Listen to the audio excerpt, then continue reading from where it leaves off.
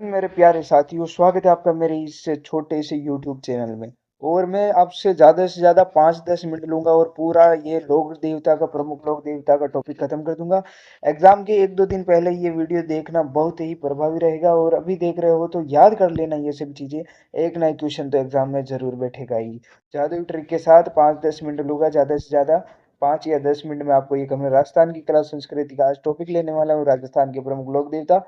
और शुरुआत करता हूँ मैं अपने इस प्यारे से नमस्कार के साथ। राजस्थान के पंचपीर को हिंदू मुस्लिम पंचपीर किसे कहा जाता है, सबसे पहले ये ध्यान रखना है। पंचपीर जिसे पंचपीर कहा जाता है कि हिंदू और मुस्लिम दोनों जिनकी पूजा करते हैं उनको पंचपीर कहा जाता है। तो सबसे पहले हम पंचपीरों को ही याद करते हैं। पंचपीरों की याद करने की ट्रिक की मैं बात करूं तो पंचपीरों को याद करने की ट्रिक है कि गोपा मेरा है।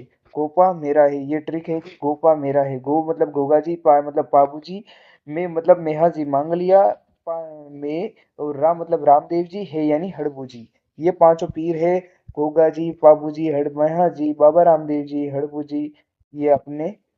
और अगर मैं ये दोहा है जो कि प्रचलित है, पापू हड़बू रामदेव मांगलिया मेहा पांचों पीर पधार जो गोगा जी जे हाँ। ये भी एक ट्रिक के समान ही है।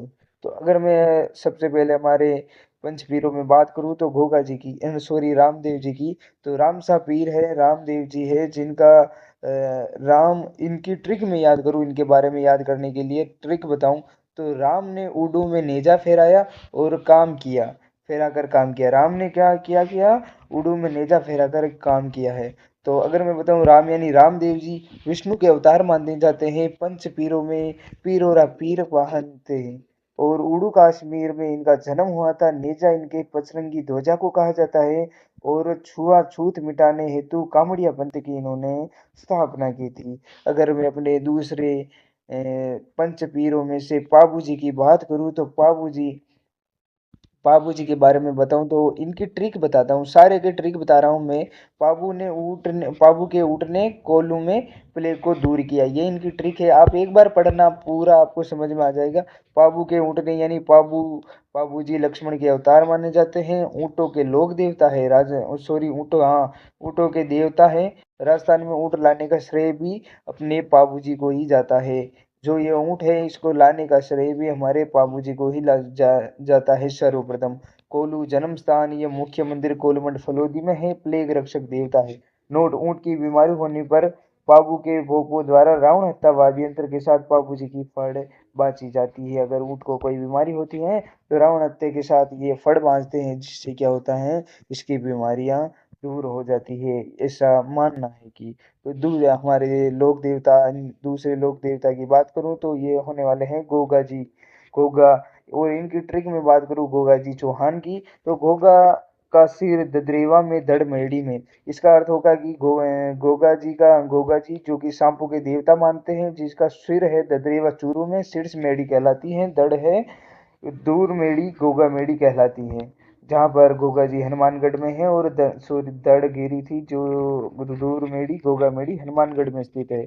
जहार बिन मोहम्मद गजनी ने युद्ध के कौशल को देखकर साक्षात जहार पीर कहा था अपने गोगा जी महाराज को। अगर मैं बात करूं वीर तेजा जी, तो वीर तेजा जी के बारे में बात कर रहा हूँ। तेजा जी खरनाल से परबत्सर तक कृषि की, ये आपकी ट्रिक है कि तेजा जी ने खरनाल से परबत्सर तक क्या की, कृषि की। अगर मैं तेजा जी के बारे में बात करूं, वीर तेजा जी, ये तेजा जी, वीर तेजा जी काला बाला के देवता कहा जाता है। और खड़नाल नागौर में इनका जन्म स्थान है। परबतसर, जहाँ यहाँ पर विशाल पशु मेला पड़ता है। और कृषि कार्यों उपज किसान में तेजा टेर कहते हैं। तो विशेष ध्यान दें कि पंचपीर नहीं है तेजा जी, तो ये आपको ध्यान रखना है। अगर मैं अन्य देवता की बात करूँ तो वो होने वाले हैं देवनारायण जी, जो कि आजकल बहुत ज़्यादा चर्चित है, और देवनारायण जी पर परीक्षा वगैरह में भी बहुत प्रिय हो चुके हैं। अगर मैं बात करूँ तेजा जी के बारे में, तेजा जी की याद रखने की ये ट्रिक है कि, सॉरी, तेजा जी नहीं, देव जी की, देवनारायण जी की, तो इनकी ट्रिक है देव गुज्जर आश्विन में सबसे लंबी फड़ बांधते हैं। तो इसके अकॉर्डिंग तो मैं आप ये याद रख सकते हो कि देवनारायण जी का भगवान विष्णु के अवतार माने जाते हैं। गुज्जर यानी गुज्जर समाज के प्रमुख आराध्य देवता, आसीन में मुख्य मंदिर, लंबी फड़ इनकी राजस्थान की सबसे लंबी और पुरानी फड़ है। इसका इस पर डाक टिकट जारी हो चुका है, ये आपको ध्यान रखता है। पहली लंबी सबसे लंबी अपनी फड़ है देव नारायण जी की, जिस पर डाक टिकट जारी हो चुका है। ठीक है। राम राम सा। अगर आपको वीडियो पूरा देखने में बहुत धन्यवाद। आज का सवाल है कि पाबू जी की फड़ किस वाद्य यंत्र के साथ बाजी जाती है? अपना जवाब कमेंट में दे। तब तक और अगला टॉपिक किस पर चाहिए वो आप कमेंट करें। Like share and subscribe. Thank you for watching. ऐसे ही वीडियो के लिए आप हमारे चैनल को सब्सक्राइब कर सकते हैं। जय हिंद।